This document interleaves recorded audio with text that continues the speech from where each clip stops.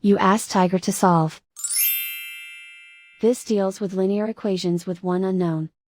The final result is x equals 74/3. Let's solve it step by step. Isolate the x.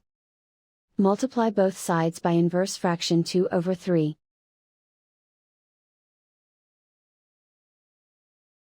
Group like terms. Multiply the coefficients. Simplify the fraction. Multiply the fractions. Simplify the arithmetic.